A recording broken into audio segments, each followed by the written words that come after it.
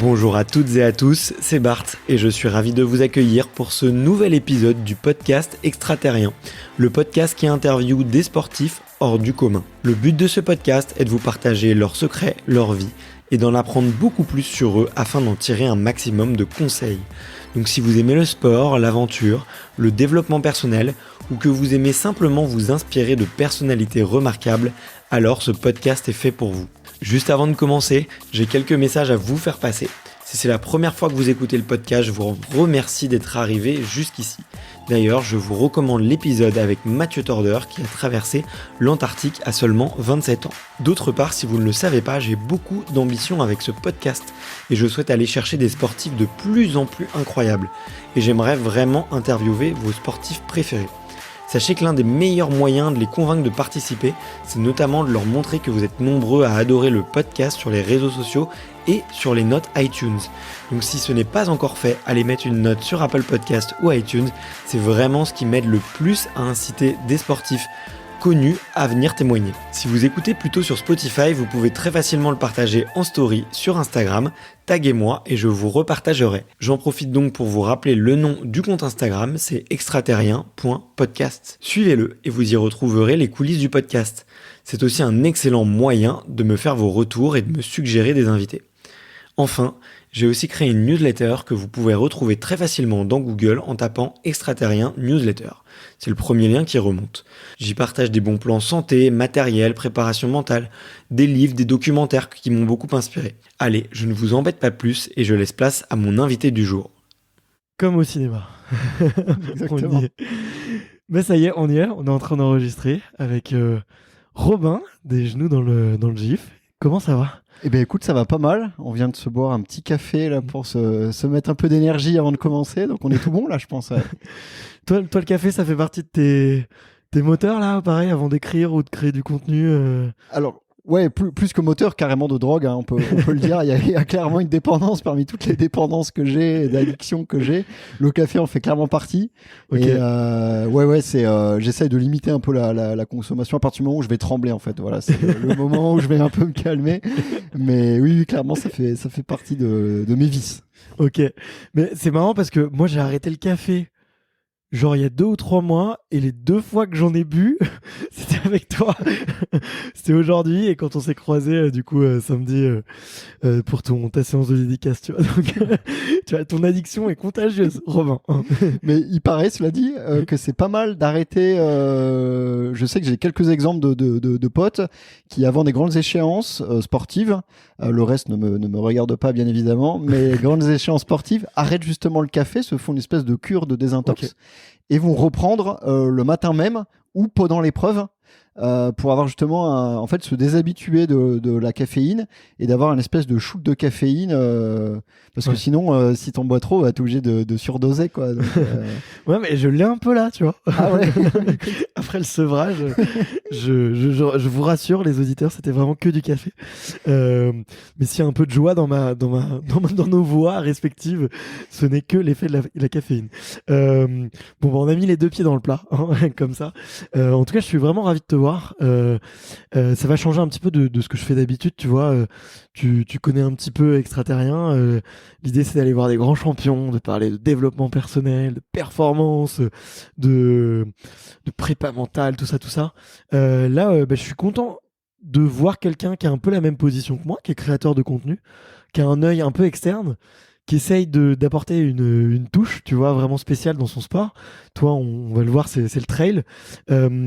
Comment est-ce que tu te présenterais pour les auditeurs qui ne te connaissent pas, qui ne connaissent pas les genoux dans le gif, justement parce que dans la communauté Extraterrien, il y a beaucoup de sports d'endurance, mais il n'y a pas que des trailers, il y a des coureurs à pied, des fondeurs, et puis il y a aussi plein d'autres sports. Bah déjà tu l'as dit, je suis ni champion ni préparateur mental, ça déjà c'est clair. Ça c'est sûr que c'est pas moi. Écoute, je m'appelle Robin, j'ai une 30aine d'années, j'habite à Annecy. Effectivement, je pratique le trail depuis plusieurs années. J'ai commencé le trail à cause d'un certain Catalan, un petit Catalan avec un accent rigolo, et surtout qu'à l'époque il parlait encore moins bien. Enfin, maintenant il parle très très bien français, mais à l'époque il parlait un peu moins bien. Et j'ai commencé le trail. Je vais pas dire, je sais pas si c'est grâce à lui ou à cause de lui. Justement, en regardant, je suis tombé là-dessus. J'étais en pleine étude et en fait je suis tombé sur ces vidéos du record du GR20. Ouais. Et ça m'a paru mais vraiment par hasard, je sais même pas ce que j'ai tapé sur YouTube pour trouver ça, et je suis tombé sur ce gars qui courait donc le GR20 en quasi non-stop en 32h54 si mes souvenirs sont bons, qui battait le record de Piero Santucci, j'espère que l'accent corse était bon, et voilà, d'une traite avec une petite banane, un petit short fendu et des chaussures aux pieds, des baskets. J'ai trouvé ça absolument dingue. À l'époque j'habitais Bordeaux, donc autant dire qu'on était quand même à très très loin du GR20 en termes de cailloux et en termes de dénivelé. Mais je me suis mis à courir là. Et puis finalement, comme un petit peu tout le monde, à partir du moment où tu mets le doigt dans l'engrenage, c'est foutu quoi, hein. Tu commences, au bout de 2 semaines tu fais 20 km, t'as l'impression que dans 3 mois tu peux faire l'UTMB, puis en fait non, dans 3 mois t'es chez le kiné quoi, en fait. Ça c'est clair que très rapidement tu commences à comprendre des mots qui sont tendinite, fascialata, rotule, tout ça je connaissais pas du tout avant. Essuie-glace, tu penses que en fait tu vas chez le garagiste, mais pas du tout en fait. Donc tu commences à utiliser un peu des termes barbares comme ça, mais mine de rien tu as pris vachement goût. Ouais. Et puis moi j'étais un peu abîmé quand même au passage, mais tu as pris goût. Ouais, c'est ça. Je pense que tout le monde. Ça fait partie de l'addiction. Je crois qu'il faut un peu souffrir, tu vois. C'est ça. Non, et puis en plus la jeunesse aidant, ou justement n'aidant pas, non, c'est clair que j'ai fait toutes les erreurs, mais finalement que tout le monde fait, trop vite, trop fort, trop rapidement, etc. Donc, mais bon, j'y ai quand même pris vachement goût. Et puis ensuite, pour mes études, je suis parti en Espagne, okay. avec ma compagne qui est devenue ma femme. Et puis un soir, très certainement après quelques verres de sangria, on se dit tiens, mais le monde du trail là, on l'adore depuis quelques années, on pratique, etc. Mais on a un peu le sentiment que les gens se prennent parfois un petit peu trop au sérieux, okay. Les trailers, les organisateurs, etc. On trouvait que c'était déjà à l'époque. Ouais, c'était en 2012-2013. On trouvait que c'était parfois très très rigide, très très sérieux. Et du coup, on s'est dit un peu sur un coup de tête comme ça, tiens, si on crée une sorte de... Alors l'idée c'était pas de faire un média, mais en tout cas d'avoir un ton un petit peu différent de ce qu'on pouvait entendre.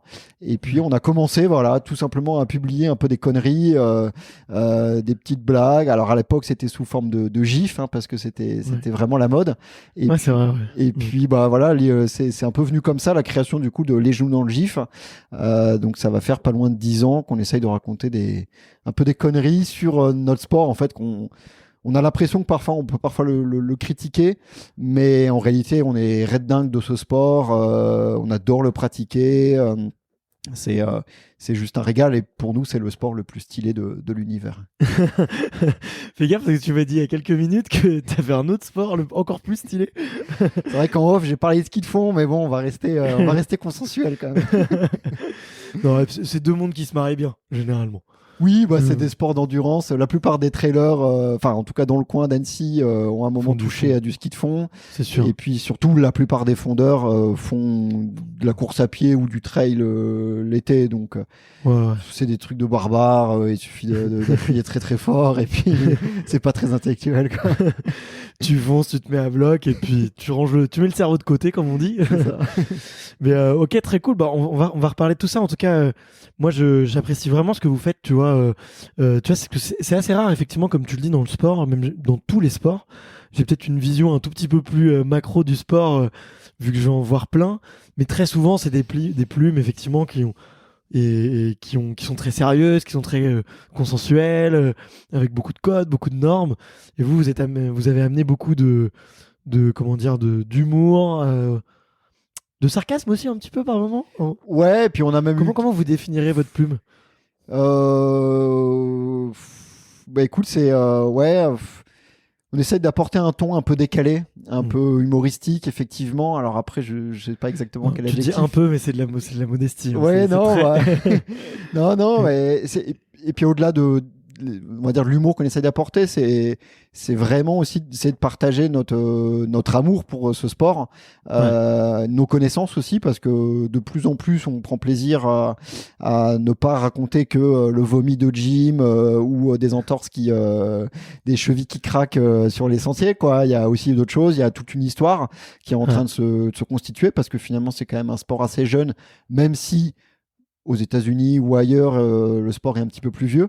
Mais oui, voilà, c'est aussi important d'un moment de raconter toutes ces histoires qui sont incroyables, parce qu'en fait, c'est un sport incroyable pour plein de raisons. Mais une des raisons, pour moi, c'est déjà que c'est dans un environnement magnifique, et en plus que la plupart du temps, ça dure très longtemps. Alors, il y a des courses très rapides, des kilomètres verticaux que, à titre personnel, j'adore, mais c'est vrai qu'à partir du moment où on va courir 20, 30, 40, 50 ou même 60 heures au Grand Raid de la Réunion, ou même plus de 100 heures si on fait le Tour des Géants, c'est clair qu'il t'arrive des trucs complètement incroyables, des hallucinations, des moments de grâce. Enfin, tout ça, c'est un sport de dingue, quoi. C'est à ce niveau que c'est pas pour critiquer évidemment les autres, mais c'est vrai que la dureté et la longueur aussi des épreuves fait qu'à un moment, bah forcément, tu vas rentrer dans une autre dimension, et c'est ça qui nous plaît énormément, quoi. Ouais. Et puis un truc que vous avez super bien réussi, je trouve, c'est que tu vois, c'est difficile en une vingtaine de phrases, tu vois, de résumer une course de l'UTMB, tu vois, qui va durer effectivement 24 heures environ. Tu vois, c'est à peu près ça pour les premiers, on va dire, pour la tête de course. Bon, c'est un peu toujours la même chose, tu vois, au final, si tu le fais avec un ton conventionnel, et vous le faites avec ce ton extrêmement décalé, où vous mettez, je pense, très peu de limites dans ce que vous écrivez, et du coup, bah, ça rend beaucoup plus vivant, en fait, le texte, parce que va résumer une course de 24 heures où c'est des mecs qui courent dans la montagne. Bon, mais c'est vrai que quand t'es de l'extérieur, d'un point de vue extérieur, c'est très monocorde, quoi, tu vois, et vous Oui, avez apporté exactement. ce truc-là. Je sais pas si vous l'avez intellectualisé comme ça, mais moi, je pourrais pas lire un résumé de course classique, tu vois. À la limite, tu vois, un résumé de peut-être 2 matchs de foot et encore, ou aller une étape du Tour de France, why not, tu vois, mais sinon il y a plein de sports que c'est difficile de résumer par écrit. Bah, exactement, surtout que tu vois, tu prends l'exemple d'une étape du Tour de France, il y a un moment, il va avoir une attaque dans un col de montagne, il va se passer quelque chose. Ouais. Je dis pas que sur un ultra il se passe rien, mais que finalement c'est le mec qui va gagner, c'est le mec qui a pas craqué, qui a le mieux géré, il a pas forcément porté à un moment une attaque ou une accélération, ou alors elle est infime, parce que Il n'y a pas de coup d'éclat, quoi. il y a pas, bref. Alors après, il faut que tu interviewes des vrais champions qui te racontent des ultras, mais souvent c'est une course un peu entre guillemets, enfin, en tout cas pour la tête de course, c'est une élimination un peu par l'arrière, comme on dit, c'est-à-dire que les mecs vont craquer au fur et à mesure, et puis à la fin il en restera qu'un qui va pouvoir tenir le rythme. Ouais. Éventuellement, tu as des mecs comme effectivement comme Antoine Guillon, là, ce vieux roublard, le ramasse-mort que j'adore, et qui lui va partir très très doucement. Et puis à un moment, au 130e kilomètre, tu vas sentir une petite tape en fait sur ton épaule, parce qu'en fait, il va te doubler à une allure complètement folle, parce que le mec connaît le Grand Raid par cœur et qui connaît le moindre caillou. Mais sinon, en général, voilà, ça part relativement fort. Il y a rapidement un groupe qui va se détacher, et puis bah après ça va craquer au fur et à mesure, parce que le mec il aura mal au bide et qu'il pourra plus se tenir droit, il aura le genou qui couine, ou il va s'en mettre une dans la descente, quoi. Enfin, et puis à un moment, ouais, voilà, il y a la fatigue, il y a l'effort, il y a tout ça, donc et puis voilà, ouais, c'est vrai que ça peut paraître très très chiant entre guillemets, mais nous justement on prend plaisir à raconter ces histoires, parce que en fait à chaque fois il se passe des anecdotes, il se passe des trucs. Tu vois, je prends l'exemple de la course de quartier de Chamonix, comme j'aime bien l'appeler. On voit tous de quoi il s'agit. L'année dernière, Courtney Dauwalter, qui pourtant on la connaît très très bien. Donc déjà, elle fait une course de rêve, en remontant justement progressivement tous les coureurs un à un. Et puis, par exemple, elle se brosse les dents au ravitaillement. Donc, je veux dire, il n'y a pas d'autre sport où la personne en plein effort, en pleine course, se brosse les dents en ravitaillement. Donc, tu vois, on aime bien prendre des petits détails pour finalement en faire tout un entre guillemets tout un pataquès, parce que finalement le reste du temps ils ont simplement couru et ils ont fait leur effort, quoi. Mais en fait à chaque fois il se passe des histoires incroyables, des mecs qui sont plus lucides, qui pointent, et qui au ravitaillement, au lieu de repartir dans le bon sens, repartent dans le mauvais sens. fait, il y a tellement de trucs, mais c'est justement ces petits détails pour moi, qui sont croustillants et qui font le sel de ce sport, en fait, quoi. Mais justement, ces petits détails, moi je me posais la question, tu vois, en préparant l'épisode, je me suis dit, mais comment ils font pour réussir à avoir ces petites infos, tu vois?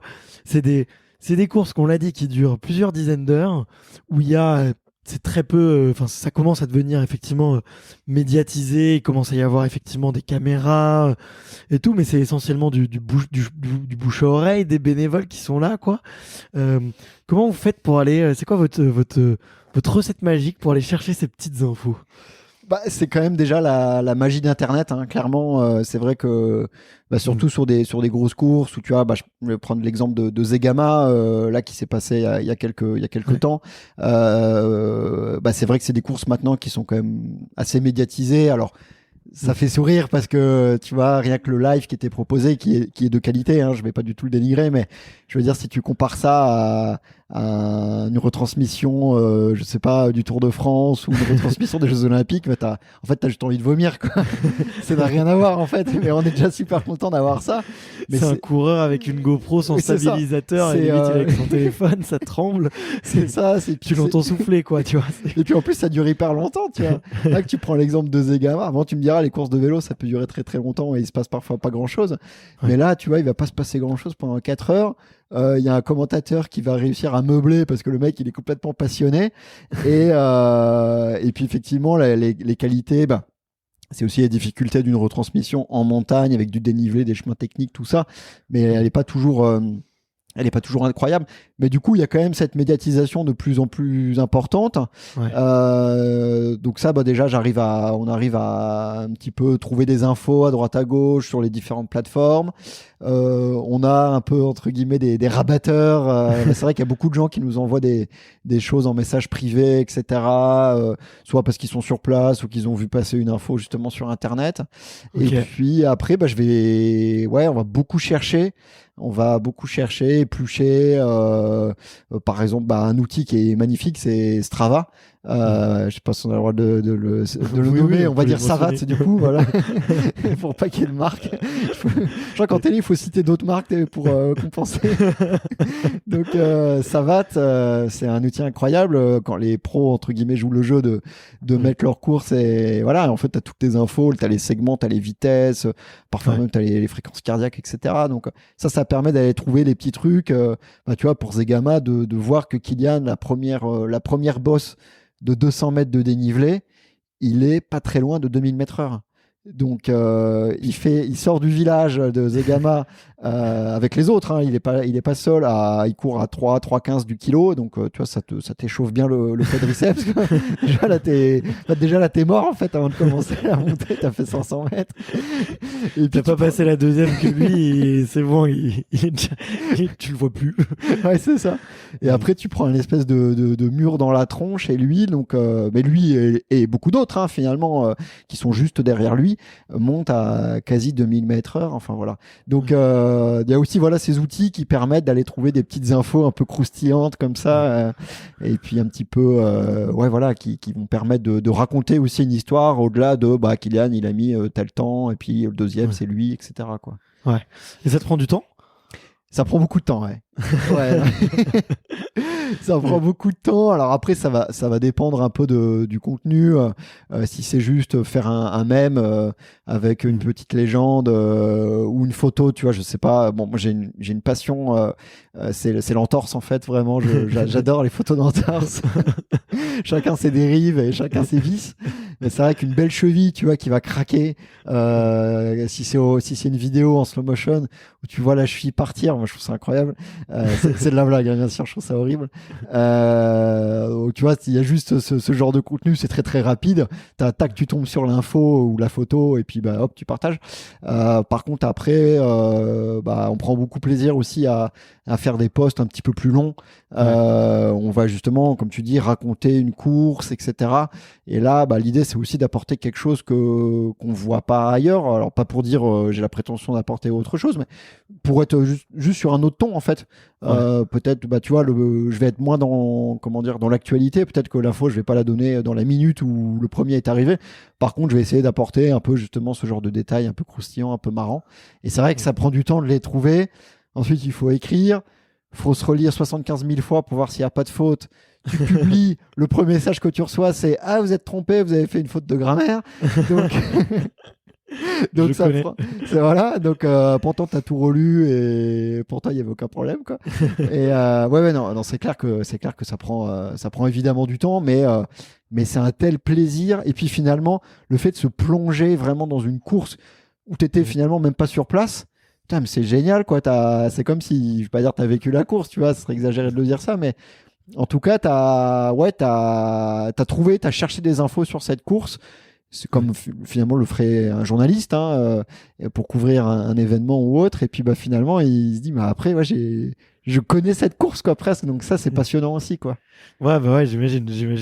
Mais en tout cas, je suis pas étonné de voir pour toi, et d'ailleurs, je fais un peu le parallèle, désolé, je ramène ça à moi, mais les heures qu'on ne voit pas, tu vois, les heures invisibles, les gens voient un petit post ou vont voir effectivement vos livres, ce que vous écrivez dedans, et tu vois pas du tout le travail qu'il y a, où c'est de la recherche, où c'est des heures des fois à rien trouver, tu vois, ou rien trouver d'intéressant. Et là, boum, d'un seul coup, t'as la petite étincelle, le petit truc, et c'est là que tu peux faire ton contenu, quoi. Et ça, c'est un peu la magie de la création, on va dire. Mais... C'est ça, et il y a l'écriture, et puis après, il y a aussi le choix de la photo. C'est vrai que c'est un peu le jeu des réseaux sociaux. Il faut aussi trouver une bonne photo, une belle photo. Parfois, il faut avoir l'autorisation. Alors, le mec ne répond pas tout de suite, etc. Donc, non, ça prend du temps. C'est clair qu'il y a du boulot, mais finalement c'est normal et heureusement que, je veux dire, c'est n'importe quelle activité finalement nécessite du travail, c'est normal quoi. Ouais, bien sûr. Et tu le disais, ça va faire bientôt 10 ans que vous avez commencé. C'est du temps, c'est vraiment un gros investissement. À quel moment, là aujourd'hui, pour préciser un petit peu le contexte de ma question, c'est aujourd'hui, tu vois, si on se balade sur n'importe quelle ligne d'arrivée de course en trail, on dit les genoux dans le GIF, 90% des gens au moins ont entendu parler, tu vois, et une personne sur deux suit, tu vois, le compte, soit sur Instagram, soit sur d'autres plateformes, tu vois. D'ailleurs, il y a Facebook, il y a peut-être d'autres plateformes. Facebook et Instagram. Ouais, okay. Facebook. Alors il y a toujours le Tumblr. Ok, d'origine, ouais. D'origine, que je continue, finalement, je continue à publier là-dessus. Alors, je sais même pas si des gens y vont. Peut-être mes parents, je sais pas. Mais sinon, ouais, c'est plutôt Facebook, Instagram, avec un petit peu chacun leur spécificité, on va dire, quoi. Mais je ne t'apprends rien, quoi. Oui, on met un peu à jour. Ouais. Mais du coup, la question, c'est à partir de quel moment ça a vraiment pris de l'ampleur et vous êtes devenu, entre guillemets, incontournable, tu vois, sur la scène. Est-ce que vous en êtes rendu compte déjà? Incontournable, je sais pas, parce qu'après, tu vois, on est juste à raconter des conneries sur Internet, quoi. Enfin, je veux dire, c'est sympa, tu vois. Mais bon, les vrais de ce sport, pour moi, c'est soit des organisateurs hyper, tu vois, qui ont bouleversé le sport, ou des champions, tu vois. Donc, mais du coup, c'est un peu justement grâce à Kylian pour le coup, encore une fois, qui a commencé à suivre ça très rapidement et en fait qui en a fait la promotion, qui a simplement partagé. Et c'est vrai qu'il y a eu déjà un premier effet boule de neige. C'est vrai quand Kylian partage ou quoi que ce soit, qui en fait il donne sa validation un peu comme un pape. C'est vrai que forcément la machine se met un peu en route. Et puis aussi après c'est notre passion en fait pour ce sport. On n'a jamais arrêté. Même parfois que tu vois, on est en vacances. Merde, il s'est passé ça. Il y a eu cette photo. Je la partage et puis on retourne à nos vacances. Mais c'est vrai que c'est vraiment notre passion. Et il n'y a pas du tout de calcul. Il n'y a pas du tout de de stratégie, de stratagème. C'est simplement cette passion pour ce sport qui nous anime. Et encore une fois, il y a tellement d'histoires incroyables que du coup, on continue. C'est la régularité, mais finalement un petit peu comme un athlète. Je vais pas du tout me comparer à un athlète, mais je veux dire, c'est un moment on dit un tel, il est trop fort. Ouais, c'est parce que c'est la génétique. Ouais, c'est parce que il a telle chaussure. Oui, il y a peut-être un peu de génétique. Oui, il y a peut-être un petit peu de matériel. Encore que le matériel, je suis pas totalement sûr, mais c'est surtout du travail tous les jours. Et puis les jours dans le GIF, du coup, c'est un peu c'est le fait d'avoir quasiment tous les jours une petite chose à dire ou tous les 2 jours une petite publication à faire. Donc, au fur et à mesure, ça prend un peu d'ampleur. T'es partagé par un tel. Un moment, tu sais pas pourquoi, il y a un post qui va beaucoup mieux marcher que d'autres et du coup, il va un peu tourner sur Internet. Donc, c'est un peu parfois les réseaux sociaux, tu comprends pas trop. J'ai partagé, mais pour te dire, il y a quelques semaines, une vidéo d'un. Alors, c'est très très bête. Là, pour le coup, c'est c'est pas quelque chose, tu vois. Je m'en vanterai parce que pour le contenu est pas très subtil. Mais en gros, c'est un mec qui descend des escaliers avec son chien. Donc, il le tient en laisse. Et en fait, donc son chien descend dans le sens normal de la descente, on va dire, et sauf que le gars, lui, tourne le dos à la pente et descend les escaliers à l'envers, quoi. Donc tu te dis, en fait, il trébuche, il est mort, quoi. En gros, c'est à peu près ça, quoi. Il tombe en arrière, coup du lapin, c'est rideau, quoi. Ouais. Et donc je partage ça sur Facebook, le truc commence à bien fonctionner, et là, on est quasiment à 20 millions de vues. 20 millions de vues pour cette vidéo qui m'a complètement échappé, qui maintenant je crois qu'elle est beaucoup plus regardée par des hispanophones. Je vois énormément de commentaires d'hispanophones.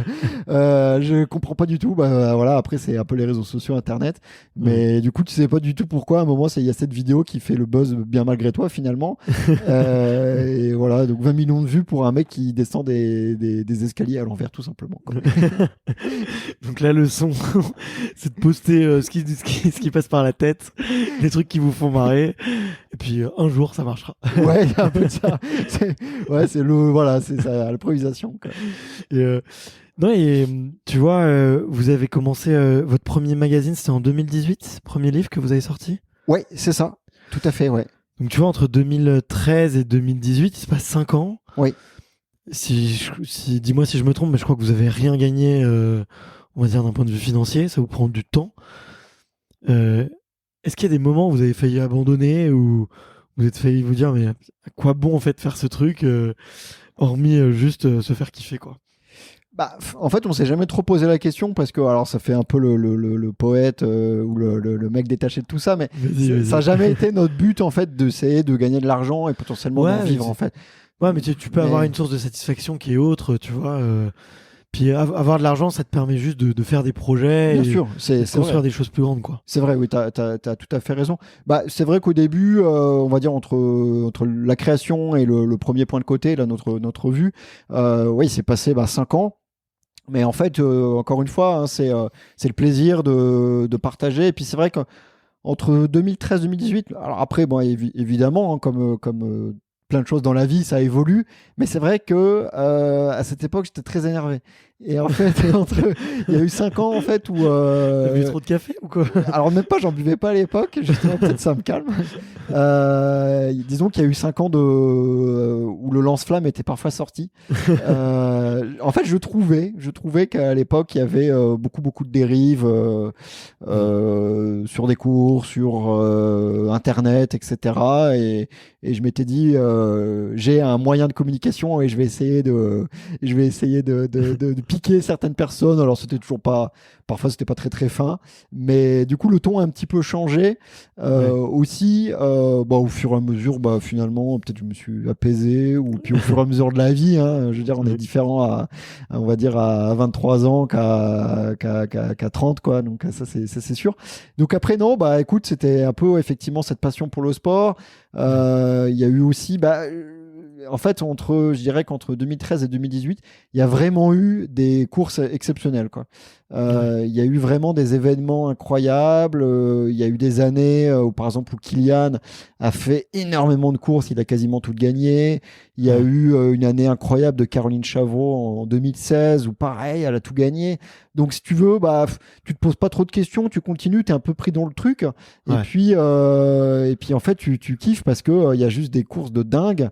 En 2012, alors ça, c'était avant la création des Jeux dans le GIF, mais tu vois, il y a Transvulcania, donc en Espagne, où les organisateurs, tu sais pas comment, ils ont réussi à faire venir, mais quasiment tout le monde, tous les meilleurs, mais pas forcément que sur ce format de course qui est, je crois, de mémoire à 80 km, ou quelque chose comme ça. Et ils ont réussi à faire venir des skieurs alpi, des mecs qui faisaient l'ultra trail, des mecs qui faisaient plutôt le format marathon.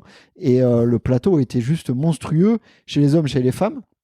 Et voilà, en fait, du coup, voilà, t'es un peu porté dans le truc et tu continues de partager tes trucs, t'as envie.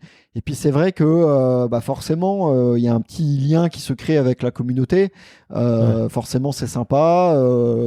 Ton ego, il est plutôt, on va dire, il se porte bien quand il y a un petit champion ou autre qui partage ta page ou qui met un petit mot. Donc c'est vrai que ça t'incite aussi à continuer. Et puis c'est vrai qu'on a aussi eu cette proximité avec la communauté qui est super sympa.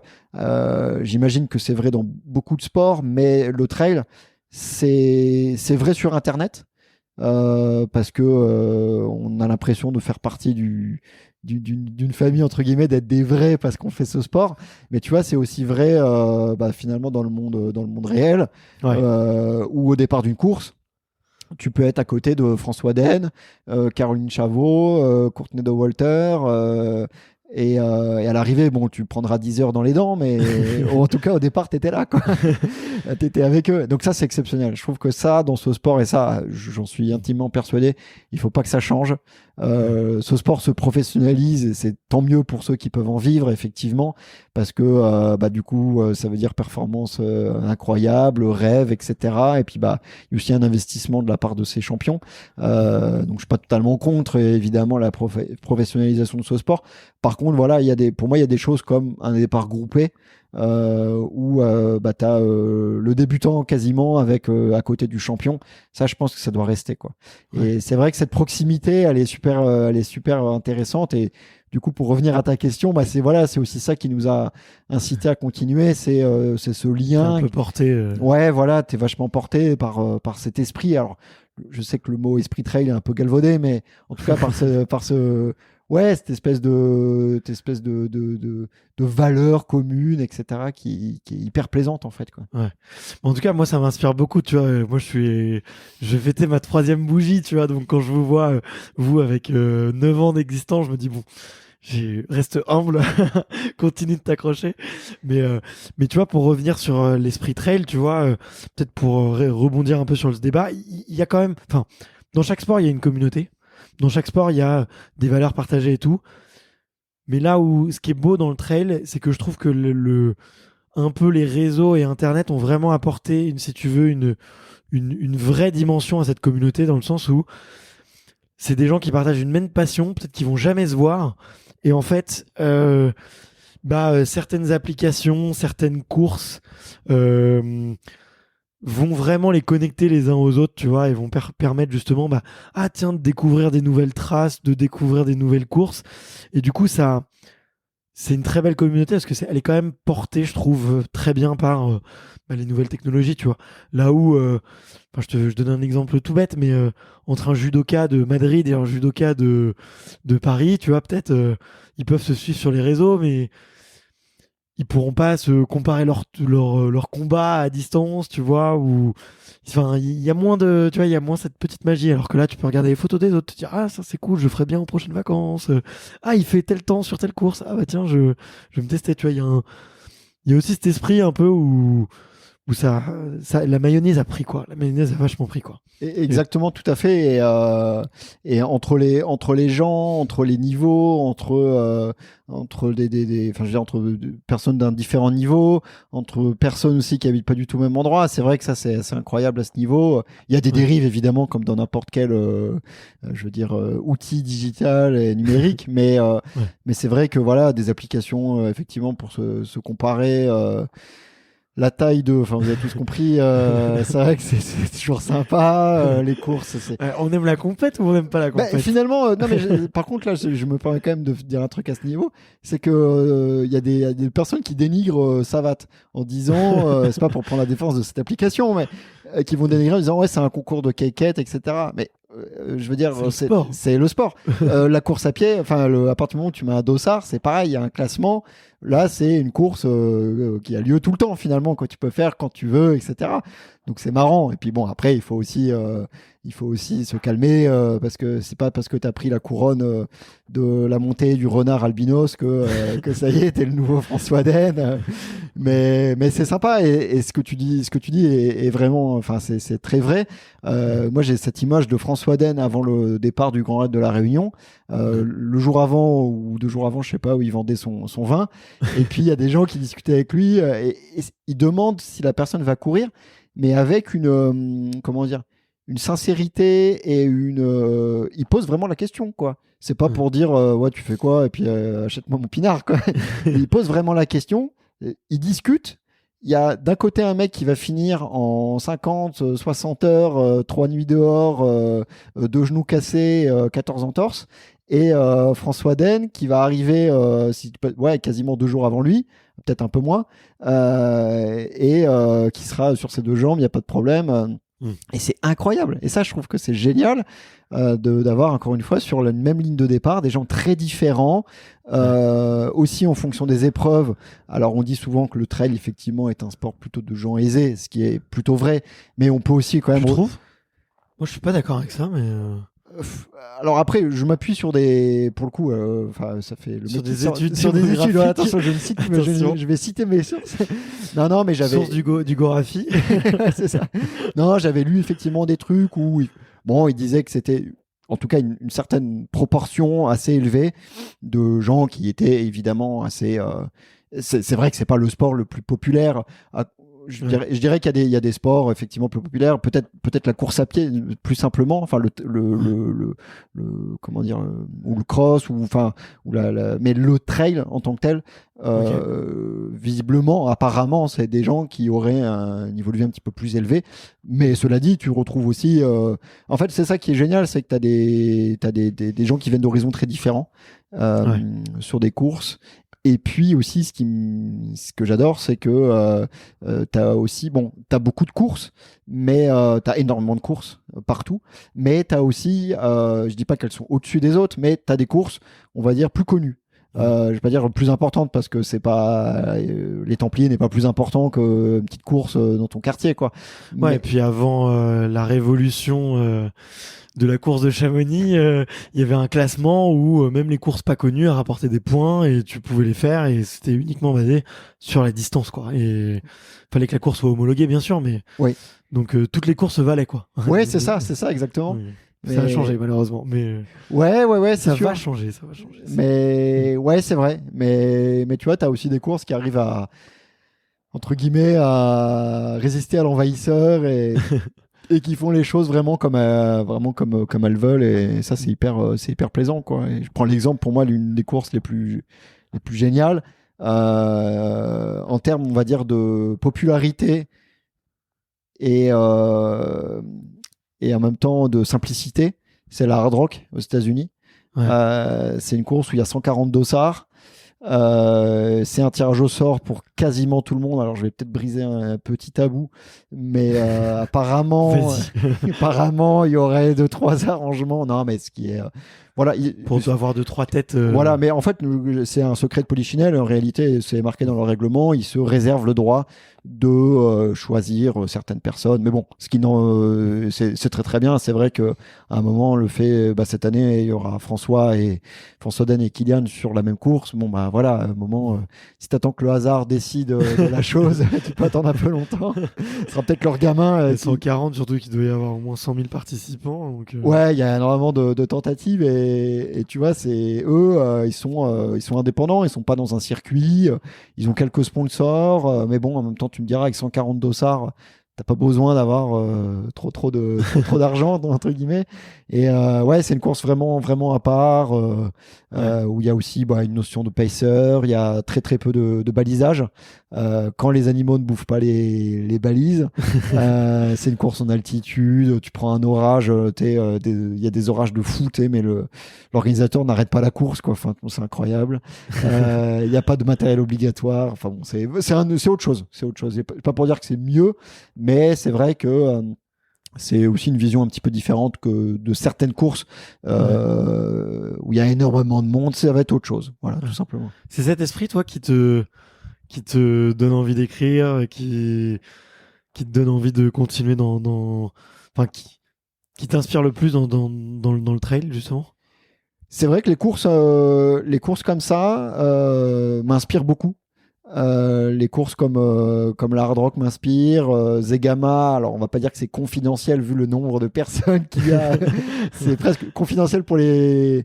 Enfin, on va dire, il y a peu de dossards finalement, mais il y a tellement de monde sur le bord du sentier que c'est pas forcément le ratio supporter versus nombre de coureurs est pas loin du football. Ouais, non, mais c'est vrai, là, pour le coup, c'est assez énorme. Hein, c'est tout à fait. Ouais. C'est dingue. Mais c'est vrai que c'est des événements. Alors, c'est pas tant qu'ils soient.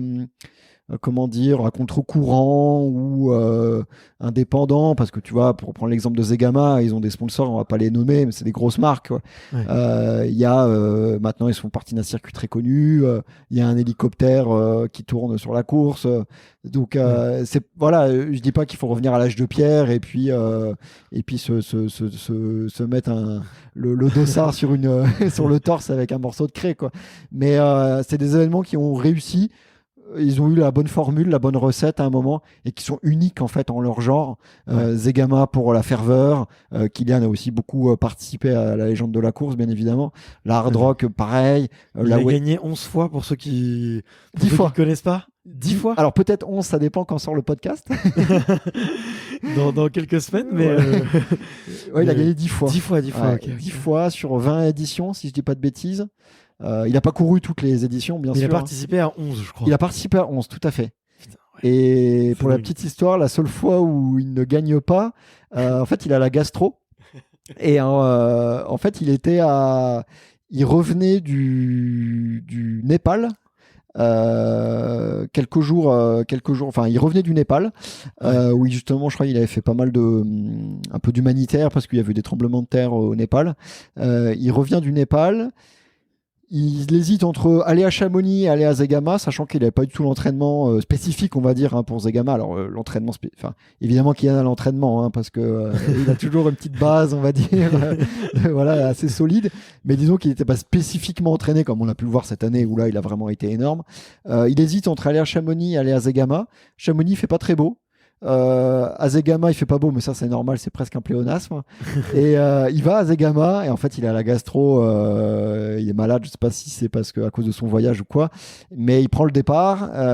Il est assez énorme au début de la course et puis après il est vraiment malade. Et donc il ne gagne pas. Je crois qu'il termine au 30e ou un truc comme ça, c'est déjà énorme. Hein. Et on va terminer un trail avec une gastro. Et sa plus belle performance sur cette course a été de refiler la gastro à quasiment tous les spectateurs, parce que il me semble que les médecins en commentaire me diront si je me trompe ou pas, mais je crois, sans trop dire de conneries, que c'est très contagieux. Et en fait, il tapait dans les mains des gens à l'arrivée. Donc je pense que la population basque a été décimée à cause de Kylian, ce genre-là. Une infection est arrivée. Alors, ok. Mais tu vois, c'est ce genre de petits détails il n'y a que chez vous, quoi. Il n'y a que chez vous qu'on les trouve. Bah, c'est vrai que je suis un énorme geek, entre guillemets. Déjà, c'est vrai que je vais passer pas mal de temps, on va dire, sur Internet à chercher des infos. Et puis voilà, c'est ce genre d'infos. Je vais essayer de creuser un peu, tu vois, le truc, essayer de trouver la vidéo, essayer de machin, puis après essayer de le tourner avec un peu une punchline, tu vois, je vais pas dire simplement il a passé la ligne en se tenant le ventre, quoi, tu vois, mais je vais dire qu'il a refilé la gastro à tout le monde, tu vois. Tu vois, ce genre de petites vannes, on l'a bien compris, tu vois, Kylian Jornet, il vous adore, enfin, en tout cas, il vous apprécie beaucoup. Je crois qu'il avait même acheté, c'est toi qui m'avais dit qu'il avait acheté les bouquins? Ouais. Vos livres et tout. Le premier, alors pour la première édition le numéro 1, on lui demande d'écrire la préface. Ok. Donc il nous écrit un truc en plus très drôle, bourré d'autodérision, où il se moquait de lui-même sur une tenue qu'il avait pu avoir. La Donc, fameuse tenue blanche. ouais, la compression blanche, exactement, dans les années 2010, qui est d'ailleurs les historiens n'ont toujours pas compris. C'est l'un des grands mystères. Il y a les trous noirs et puis il y a la compression blanche. Et on n'a toujours pas vraiment compris ce qui s'est passé ce jour-là. Je crois que la personne en charge des couleurs, dont la marque, on va pas la citer, mais tout le monde sait de qui il s'agit, a été emprisonné en fait. Il est toujours en prison suite à cette immondice. Et Interné en camisole. oui, en camisole c'est un blanche. prémisse. Ouais, c'est ça. Exactement. Donc il nous écrit la préface qui en plus pour le coup est très drôle et bourrée d'autodérision. Et C'est vrai, je me souviens, Marion. du coup, je me dis, évidemment, on va lui offrir la revue. Enfin, c'était juste le minimum. Et en fait, donc pour le numéro 1, on avait fait un financement participatif. Et le lendemain du lancement, enfin, on l'a lancé un jeudi soir, je crois. Et le vendredi, Kylian précommande en toute simplicité sa revue. Okay. Je trouve que c'est la grande classe, ce mec. Franchement, c'est vrai que on parle déjà beaucoup de lui là depuis le début du podcast et je parle assez souvent de lui sur les réseaux. Ouais. Il y a de quoi être fan. Franchement, c'est des performances incroyables. C'est un gars bien. Très sincèrement, c'est vraiment un chouette type. Ouais. En plus de ça, très humble, très modeste. Et puis je pense que le trail, si on connaît le trail, voilà, tel qu'on le connaît là en 2022, c'est en partie, enfin vraiment grâce à lui, quoi. Je pourrais pas te dire une proportion mais bon, son ancien équipementier, pareil, lui doit beaucoup. Mais je pense que le trail lui doit énormément dans le développement de cette discipline, quoi, clairement, quoi. Ouais, mais je suis entièrement d'accord. C'est quelqu'un. En fait, tu vois, il y a les extraterrestres et puis il y a ceux qui sont au-dessus des extraterrestres parce qu'ils incarnent leur sport, tu vois, tellement du plus profond. Tu vois, et Kylian, c'est le cas.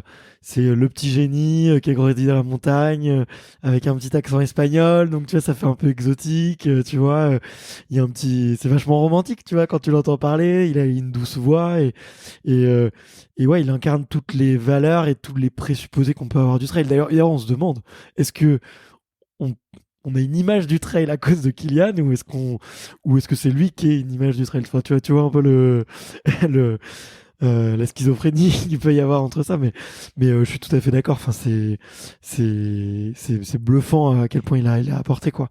Je me posais la question, tu vois, c'est que justement, il y a des gens avec qui ce type d'humour passe très bien. Je me doute qu'avec certaines personnes, ça passe parfois un peu moins bien, tu vois. Tu disais en plus que il y a quelques années, tu tirais à balles réelles dans ton écriture. Je voulais faire.